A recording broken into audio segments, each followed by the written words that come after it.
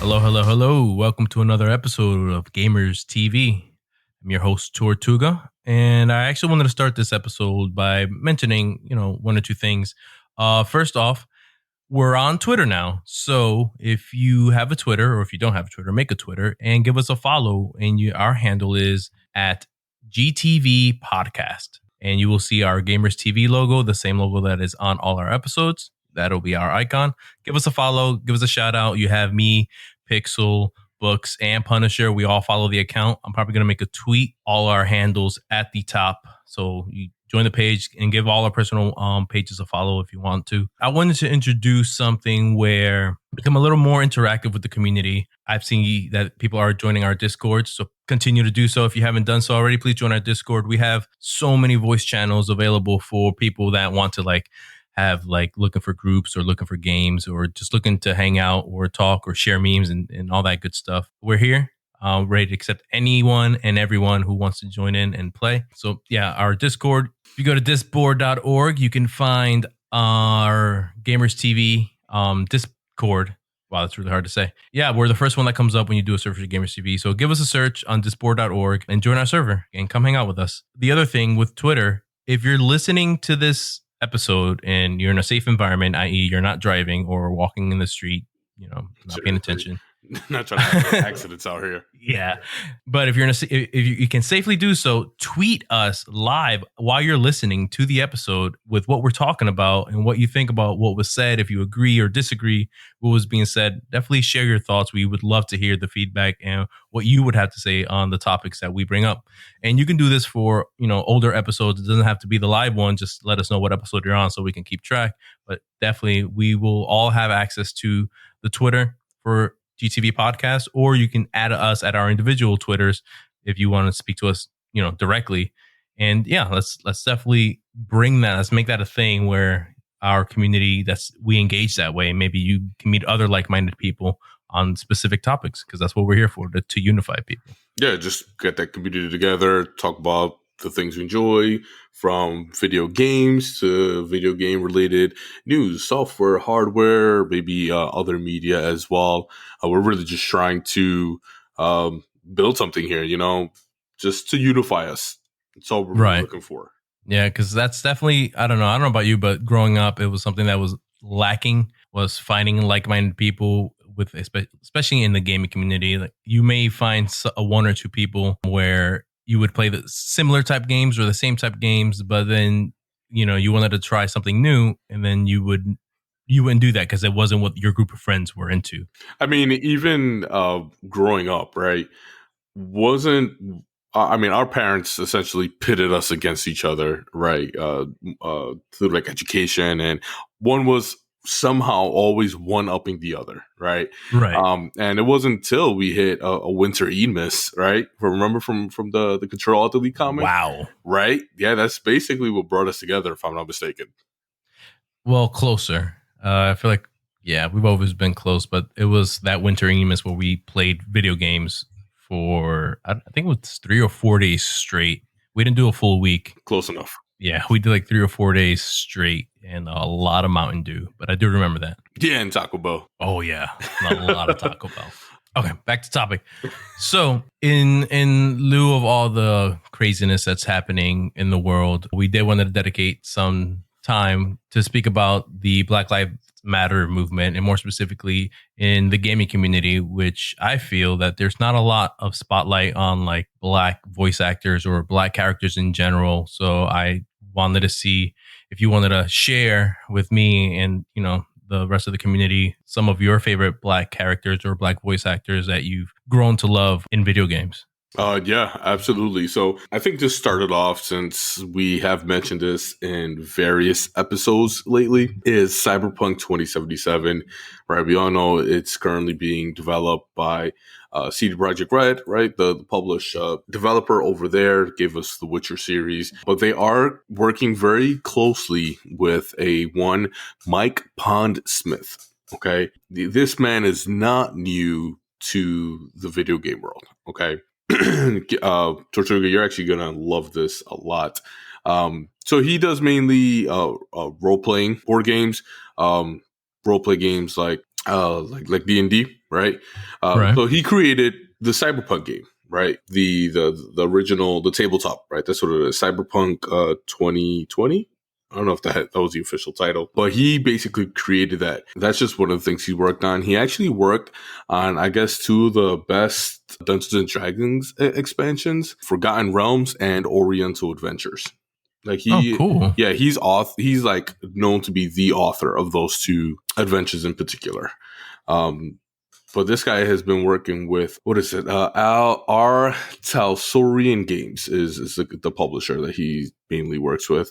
And we're talking about this guy's been with them since like the early 80s. Wow. It's a long time. I don't think there were many popular games yet. No, that was like when, D&D was picking up with Gary Gygax. Am I saying that Yep. correctly? Right. Yep. Gary Gygax. So this is definitely not anything new. Another one that we definitely want to take a look at, God of War, right? We have God of War 18. I know you didn't play with it, but that actor, Christopher Judge, look how he took that role. He's the second voice actor for Kratos, and how it just blew up. Yes, it definitely had a following with the original God of War trilogy, plus the side games that came out for like the PSP and things like that. But God of War 2018, look how that blew up. I mean, I played it on the fence of replaying it. It doesn't have that crazy replay value for me, but just to experience the cinematic portion of how they brought that game to life for me. Right, because I didn't play the original God of War trilogy till way after they were released, right? I think I started playing them when God of War 3 was announced. But yeah, just the way that he brought those to life, you can go to YouTube, right? And just watch like all the cinematic trailers of the God of War 2018 game, and you'll experience a full movie. Yeah, that's actually something I've done before with God of War because the voice acting in it is phenomenal, and the artwork and the graphics of that game is just, I don't know, it blew me away. And I am upset that I don't own a PlayStation and I will never play on a PlayStation. And that game is definitely one that I don't know, I definitely enjoy watching on the silence. And maybe one day I will play it once it's ported to PC. No, I definitely hope that more games do get that port. We do have Horizon Zero Dawn coming over. We're expecting the Final Fantasy VII remake to come over in about a year. And it just, I don't know, it's just something that to be able to take that level of acting skill that he has, because he doesn't have a short resume on this, right? He was known for Stargate SG-1. He actually did a very, very terrible Dragon Ball movie, Dragon Ball Evolution. He was actually the voice of Piccolo. If you ever watched the animated X-Men, X-Men Evolution, he was the voice of Magneto. He was in Def Jam, Fight for New York, right? It was for the rest of the game with all the rappers and everything. And that's just his voice work, but man, let me tell you, him and Terrence Carson, everything that they did for God of War, it's definitely worthy. Definitely give it a shot. If you can't play it, look up maybe like a long play of it, because you can definitely see just one of the many actors many black actors specifically, who just bring so much to the table. And it's definitely worth giving it a shot. Yeah, well, thank you for bringing that to light. I was definitely not aware of that, and I'm sure others were not. So I guess it's my turn to share. I'm not as well versed in the voice acting community as I would like, as you are. This man renames everyone the chance that he gets just because he's so bad with the names. I am the worst with names, and I do rename people, and it's definitely not out of disrespect or hate, or it's not malice in any way. I promise. It's literally because I can't remember names, and I remember certain things, and then I rename things based around that. I'm pretty sure for Valorant, the Phoenix guy, I was calling him Pyro for about 2 weeks. He still calls Omen Raven. Omen is Raven. It's definitely a crossplay of Raven, and you can't convince me otherwise. It's 100% Raven. Oh, Valorant! You just came out, and I already have a love-hate relationship with you. Agreed. Mostly because people like to DC every game. So my nomination for who I would like to give a shout out to for my favorite black character in any video game that I played is Augustus Cole from the Gears of War series. I don't know how much of Gears of War you played, but I'm pretty sure you remember Augustus Cole, right? Oh, 100%. The Cold Train. Yeah. Yeah, so it was only Gears of War 3 that I never finished. Because, again, spoilers we'll talk about very often here. We hate them. If you ever spoil something for me, I might show up at your house. But spoilers are definitely something that I absolutely detest. But I do remember Cole from the Gears of War series. Yeah, so a little fun fact. Well, the actor who played Augustus Cole, his name is Lester Spate, and he was actually a football player prior to him becoming an actor, which I thought Seriously? was kind of cool. Yeah, which I thought was kind of cool because I don't know if you remember much about Coltrane in the Gears of War series, but he was an athlete before he became a cog. Yeah, wasn't he? What's that? What's the? It's not football that they play. Thrash ball. That's what it was Yeah, called. Thrash right. ball. And he was like a great player in the backstory of Gears of War, and before things went south, and he was well known for it. And he definitely portrayed very well, I might add, the like athlete persona for a video game character. Yeah, he definitely did because he was always about that taking charge mentality. I'm pretty Yeah, sure he played some sort of offense, but yeah, he definitely brought that energy, that motivation. and that spirit. Yeah. Mhm. And it's definitely something that I enjoyed a lot with Coltrane because anytime he would speak in either multiplayer where he would just throw in a one liner in there, or when you get an active reload and you can get the woo baby. I can't do it. I can't hit that note. But when he does that woo baby, definitely it just gives you that boost of energy. Or I don't know. I've always enjoyed that little kick that I got from that. And I don't know. I thought it was cool the fact that he was an athlete and he was able to bring that from his personal life into acting, which it's not that easy to do because at least I don't know, when I think of acting I kind of like block off and try to mesh fantasy and reality. It I don't know, it's I try to keep those two things separate because I feel like it's a rabbit hole if you don't. I actually had that kind of I don't want to say difficulty, but it is definitely something that I caught myself as a kid, just blending everything.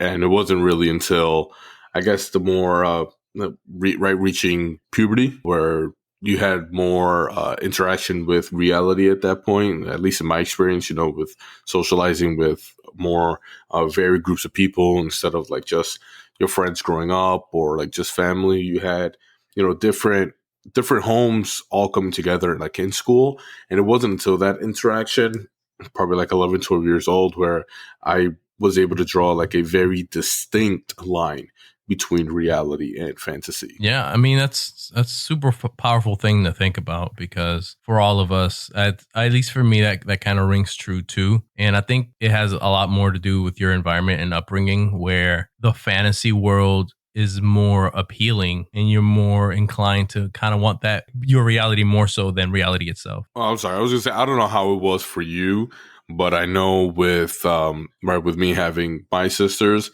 I didn't really have anyone to like play with like that. And the closest that I had was my cousin Joe, right? And he was 3 years my junior, and so no matter what, there was always like that gap in age. So a lot of the stuff I had to try to keep closer to his Right. age group, and video games were definitely one of them. But even thinking back to around that time, where I wanted to play the more hardcore games in the what would that be? 20. I'm sorry, like 2002 or so, right? We were still playing like Right. Spyro, right? More kid friendly at that point. So I don't know. It's just it's just interesting to kind of hear that from you. Is I don't think I've ever had to come to that realization that we did have such similar upbringings, even though we're like identical. Yeah, I mean, like you said, I grew up with sisters also, and they weren't much into gaming. I mean, my youngest now, a lot more into it now than she was when we were kids growing up. We definitely played video games as children, but I wouldn't classify them as gamers. You know what I mean? I don't Yes. know, there's like a fine line between, I think, between being a gamer and someone who has played a video game. because my mom has played Mario Kart on the Nintendo, and I can tell you right now she is not a gamer. A pretty funny story. I remember, growing up, right? Video games were like my thing, right? It was just my pastime. But I did have a bit of a trouble with it when I was like 13 or 14, where like even in the summer, I did not want to go outside, right? I would literally spend as much time as possible just playing video games. And, I would say it was definitely, borderline addiction, right? And my dad actually didn't try. He like sat me down. He was like, like I get it. Like, I don't want to try to take this away from you, because my dad actually told me he faced a very similar dilemma with Pac-Man and Tetris. Interesting. Yeah, right. Where, it's something that was super unknown to them, but that he played it like crazy, where he caught himself where he didn't want to do anything else. So he had to kind of, step back a little bit. And that was all he was really asking me. So while I do enjoy gaming, I do try to not let it like overtake everything. So, Right. because that at the end of the day, that's what it is. It's a hobby. It's not exactly a lifestyle, I guess, right? For me, Right. because you don't want something that brings you so much joy to be a detriment to your life. Right. And I mean, I'm kind of glad you brought that up. And it's definitely a conversation we're going to have in a future episode where gaming can be an addiction. I'm not saying being a gamer means you're an addict, but if you're not careful, it can 100% kind of ruin your life, at least in a financial way, or I guess in any kind of way, because you can burn relationships if you focus too much on gaming and you don't separate that with the rest of your life. It's definitely comes down to a time management thing, and I've been a victim. Like I said, we'll speak about it in a future episode, because that can be an hour long conversation on its own. Seriously. I kind of want to ring in what we brought up in the beginning of the episode, where growing up, and kind of like you said with your cousin, where we would play, basically we would appeal our interests to the general interests of the people we play with, right? So Right. whatever the group around us were more into, we would be more inclined to play that versus trying things out that, wasn't the type of game that they would play. And the best example I can give is Halo 2. Everyone that I played video games with was more into like Call of Duty or actual physical games like basketball and baseball. And then when we played video games, it was always Call of Duty. And I always wanted to play Halo 2, but Halo 2 was like a taboo game that only nerds play and blah blah blah, but it always looked really cool from what I would see, and I've always wanted to try it, and I never tried it because when we grew up playing video games, you basically grew up, or you basically played LAN. It wasn't so much online multiplayer, and around the Halo 2 era is when multiplayer was blowing up and becoming a more Yep.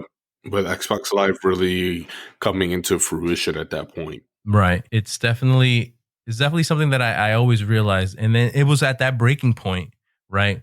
Where I branched off and basically started playing more online with strangers.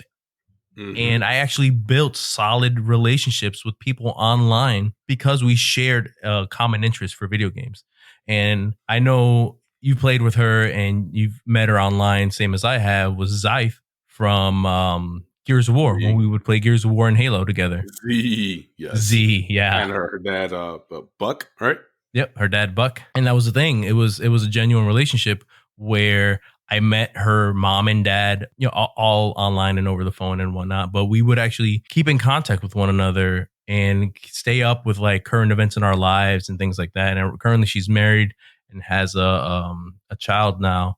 And it's crazy to think that 16, 15 years ago that we met randomly in a lobby in Gears of War 1 and just hit it off from there and became really good friends off of it. And I don't know, it's definitely something that I don't know. I'm basically happy that I was able to meet more people because I was able to follow an interest. Well, I mean, just because you didn't meet them in a traditional way doesn't make it like any less real in my imagination, right? Yeah, I My agree. imagination, right? Like in my mind, because I mean, think about the evolution that's come from even online dating, from things like Tinder, Match, eHarmony. How even taking into account things like Tinder or eHarmony or Match, how there are very lasting relationships that have come to that. So just because it's not orthodox doesn't mean that it's a negative thing. No, I I mean, take agree. into account, what about there was a story, I think, back in 2018, I think it was. It was a group of like 6 guys all met online. I don't know if it was PC or Xbox, but one of them ended up getting a treatment for cancer. And these guys literally never been in the same room together. They all flew to be by his side during this time. And that's a beautiful thing. I remember reading that article, and it's just crazy the bond. That's the thing, the bond that you build through gaming. I think it was like 5 years, if I remember the story right. I think they've been gaming online for like 5 years. It is that bond. You're absolutely right, because again, just because there's not a physical portion to it doesn't make it any less real. Right. The physicality of it doesn't is not what solidifies a relationship, and it's definitely a powerful thing when you think about it. And I feel that those relationships built through a common interest, they tend to withstand a lot more when it's challenged. Definitely, man. But it's like when people say that video games are the main cause of violence, I always try to direct them to stories like these. Like, that's not really the case, because look how these humans are treating each other, and that's literally how they met. Yeah, I mean, the best argument to that is there were no video games for World War I and On World War II. So you can't tie violence to video games when violence existed pre-video games. So if anyone has that argument, you just throw that in their face and that should squash it. And if not, just cut them out of your life. yeah, let's not forget the Salem witch trials as well, right? Right. 1600s, they were just hanging people because they were different. Right. I mean, all throughout history, that's always been the case. So Mhm. violence is not new because of a Italian plumber. So That's hilarious. but I mean, it's true, and I know it's not you, but I hate when that gets thrown out and it pops up every now and again, and it's like there's no basis for this. There's There literally really no isn't. correlation. In fact, 100% of criminals and murderers all drink water. 100%.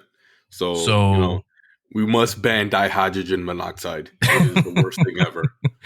Ban it now. Call your congressman. yeah, it's a dangerous substance, and 100% of them have been exposed to it. So I mean, you know what I mean? There's lines and there's limits. It gets ignored when gaming gets brought up for some reason.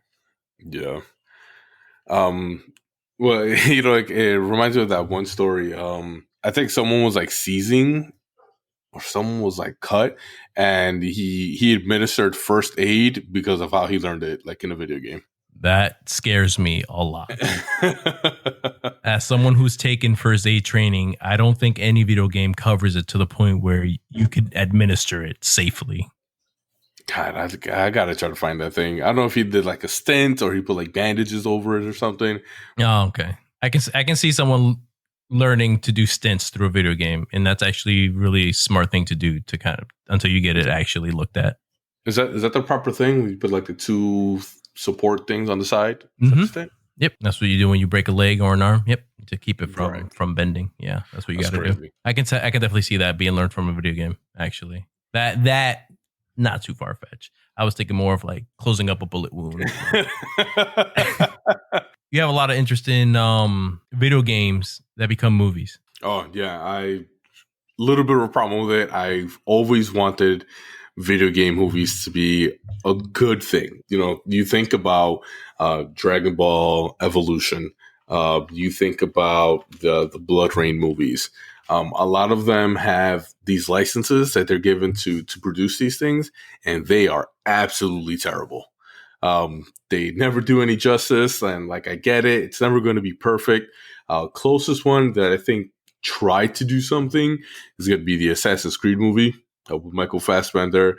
I enjoyed it. I think they could have put a little more effort, like in some pieces, but it wasn't a total flop for me.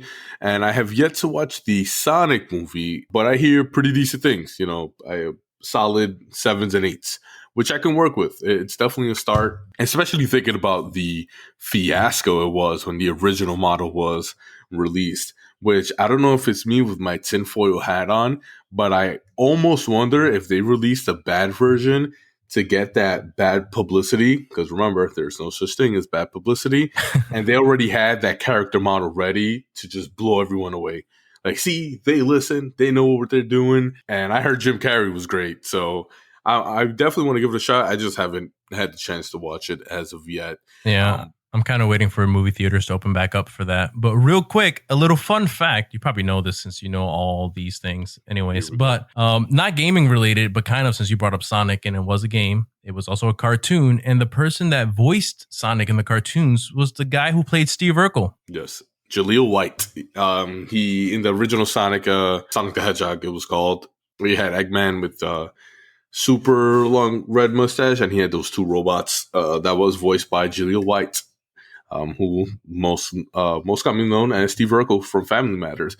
Another tidbit in regards to that is Steve Urkel was actually supposed to be a very minimal character on Family Matters, but people loved him so much they just made him a regular. Wow. I don't think that show can be, as impactful as it was in my childhood without Steve Urkel. Yeah, I hear you, man. Side note, again, Sonic is just doing a whirlwind. It has gotten a lot of bad reputation with the release of the most recent games that has come out. But if you haven't had a chance, Sonic Adventure 2, probably the best Sonic game out there from the 3D ones. It's very old at this point, but it's where they introduced Shadow the Hedgehog, has one of the best soundtracks that I've heard in a video game. I still listen to it to this day. So definitely something to kind of keep in mind. But to backtrack a little bit into when we talk about video games and the media, as we know, we have The Watchmen, which was a 12-part comic written by Alan Moore, which became the movie. Also got a video game release where you played as Rorschach and I believe the Night Owl, but that got its own show on HBO. I think it only getting one season, which is unfortunate because I thought it was very good. But also, The Last of Us is getting its own TV show as well. If you haven't played the games, I'm sure you've heard me talk about it previously. I'm kind of excited to see what direction they're going to go with that. Because of the emotional, heartstring pulling, gut-wrenching feeling from the first game. The way they wrote that was so original to me. They did draw inspiration for from a couple of books, which I recently learned. So I'm very excited to see what direction they're going to take in the second one. But also, if I'm not mistaken, even Earthworm Jim was another TV show. I forgot about that animated one from like the 90s. Mega Man. Oh my God, I can't believe I forgot about Mega Man as well. That intro, I forgot all about that. I can't believe that. But that was another one. So I really want to see them do more with bringing video game media and turning it into good TV show or good movie, because they have the tools right there. I mean, the video game makes the foundation for them. So I really want them to do something with it, because there are so many out there that they can do something with. So what would you say would be a game that you would like to see turned into a movie that doesn't already have a presence on screen? Seeing as how I'm so excited for like Cyberpunk, and like I want to rewatch Blade Runner, I think something in a sci-fi universe, I would say Zone of the Enders. I believe there was like something small that was made back in the early 2000s, but they can really make a good series out of that. It focused on like war and like these mechs or whatever, and it had that similar thing where like Game of Thrones, right? Like you really never really knew who was going to die. Like it was one of those shows where you did not want to pick a favorite character, because that pretty much meant they were going to die. So I really think that would be a good one. I would love to see something with like The Legend of Zelda, where they might not be able to make a full game, but add to the lore that everyone really likes. I think those would probably be two. I feel like that would never happen because of the backlash you would get for anyone who ends up voicing Link. But you don't have to. Look at Samurai Jack. Samurai Jack didn't start talking till how many episodes in? Like there's so many scenes where it was like so quiet. Like you don't have to voice him.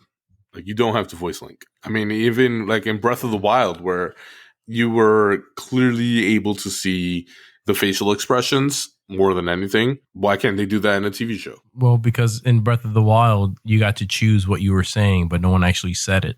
No, you didn't have dialogue options in Breath of the Wild. I mean, like I said, that's just some that I would want to see. But well, I mean, but look at the successes that we've had. We've had the Mortal Kombat, right? Not the movies from the '90s, but there was that Mortal Kombat Legacy that came out on YouTube. That was amazing. Look at the Halo movie, Forward Unto Dawn. That was great. There's also the Witcher series. Like the Witcher series came out this past December, December 2019. I must have watched that the all 8 episodes probably like 3 times. I think I've seen the Wow. whole thing. Yeah, like it was great.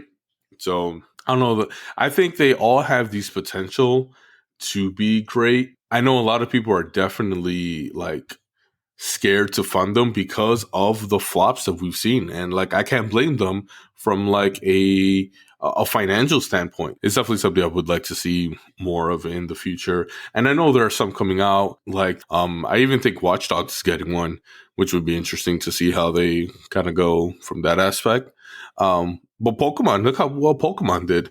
Pokemon got the game, and then we got the anime, and that's still going strong. That's going very strong, actually, and that's a side of one of the successful kind of games that became series and movies. It's actually funny. We are getting one that I really want to see what they do with it. Um, Cuphead is getting one. A movie Cuphead, or a TV show okay, or an animated series. I'm pretty sure it's going to be on Netflix. The Cuphead show. It is going to. It's going to be targeted more to children, which makes sense because the game really wasn't like that. But they do want to include some sort of aspect for the adult audience. So I really want to see what they do with that. that's interesting. I can't really see that being an animated series. It's something they're working on. I know the animation isn't going to be spot on because the animation for Cuphead, wow, is straight out of a 1940s cartoon. Yeah, isn't So that wasn't it based off of the Mickey Mouse series, the original, like original? like Steamboat Willie, I don't Yeah, think so. I don't know where they drew inspiration from. But yeah, that is something that they're working on. So I don't know. I think that's a good step with a series like Cuphead of how popular it became. With its Dark Souls level Contra gameplay. God, I'm so bad at that game. But the animation is so beautiful. Like I just keep going back. So I am glad that they are taking something this popular and kind of bring that forward because it does show you that a game that has very limited dialogue. You basically get most of it from like minor conversations with some NPCs. I really want to see where they take this, and hopefully more comes from it because we love video games, and it's nice to see video game get attention, some positive attention, and be profitable because the more profitable they are, the more they get to make. and then the better content we receive in the future. Yeah, it's true. I mean, if you haven't played it, it's like a Metroidvania. Ori and the Blind Forest was the first one. That recently came out with Ori and the Will of the Wisp. Again, very limited dialogue, and that game made me feel my emotions. Like I did not get my permission slip signed for this field trip, okay? And I want to play it again because of how beautiful that game is, and that's something that they can do like a silent, hour movie. It doesn't have to be the full hour and a half, 2 hour movie that Tortuga will tell you that the longer I rate movies by their length. It doesn't matter how good they are. The longer the movie, the better it is. That's his theory about me. But it doesn't have to be that long to be good. And I just want to see more video game media come to fruition, whether in a movie or TV series or even like limited runs. There are certain shows that only run for like 8 or 9 episodes, Right. and they can work with that. It doesn't have to be 24 episode seasons.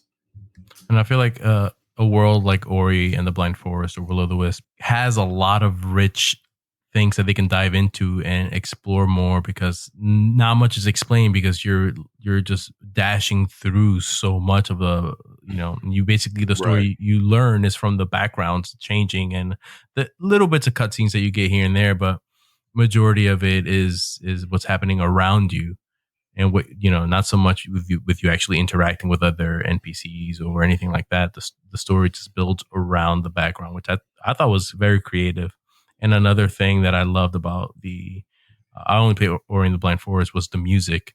That music was phenomenal. They did such a good job with each track, with the specific parts that you were in that game, and the music alone it just made it so much more immersive, because it was perfect. I found that it was perfect, the way the soundtracks that they were selecting.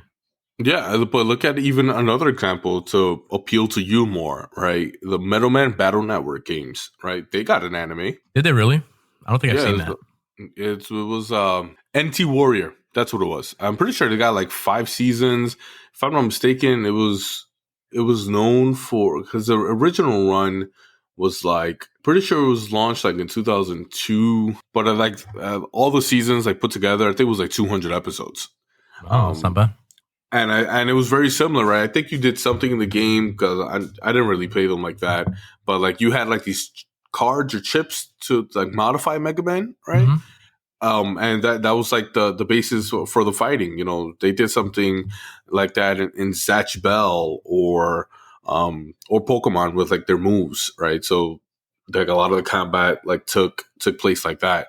So I there's definitely the potential for it, and it's definitely something I just want to see more moving forward. I just need a new Mega Man Battle Network game to play on the Switch. That would just be amazing.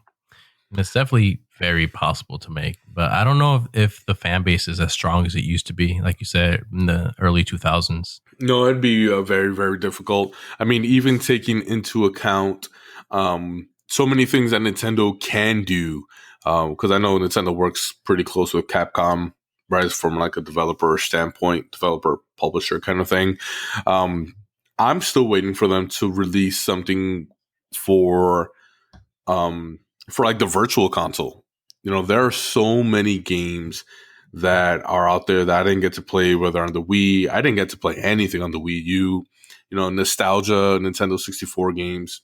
But I don't know if they're going to do the same thing with like the library that they have released with the Super Nintendo and the Nintendo Entertainment System. Like, are they going to do something like that for the N64? Quick side note, I saw something that apparently every single Nintendo 64 game that was ever released can fit onto one Switch cartridge. Wow. Yeah, That's just, actually just really cool. minor technology tidbit. But on the topic, would you, if every Nintendo 64 title would be brought to the Switch, what would be one or a few that you would be excited for? Wow, I would actually, right. There's two Zelda games, Ocarina of Time and Majora's Mask. Ocarina Right. of Time, I've played many times over, but it's just one of those I can keep going back. Even though as you get older, it is very linear gameplay and a lot of fetch quests, but it's just so lore heavy that I enjoy it. Majora's Mask, I've never completed. GoldenEye, I might play a little bit just to kind of get back into that.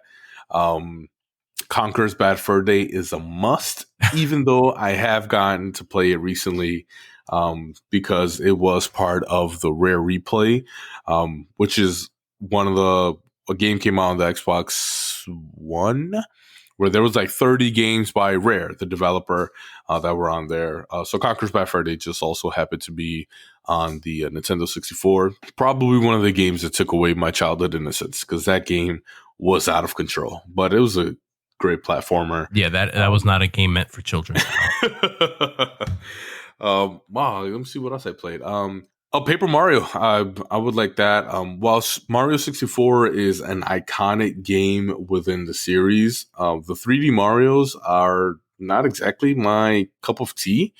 I think it's just too. I don't know. I think they're just too long for me, right? For that type of gameplay and like the flipping, and it's too mechanically heavy for me. Was back then. I think it still is. That's why I played a little bit of Mario Galaxy, and like that was it for me for those 3D Mario games. I'm glad to see them doing well. People love them. I think Mario Galaxy and Galaxy 2 were like the only two games to ever receive like a 10 out of 10 by, I'm I think trying it to was remember it. IGN.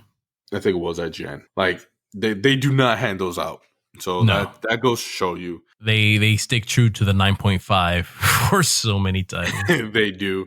There was one that I saw them getting a lot of flack for on the internet. I think it was like the Metroid Prime game. I think it was like they were doing like a re-review or something, but they gave it a 9.5.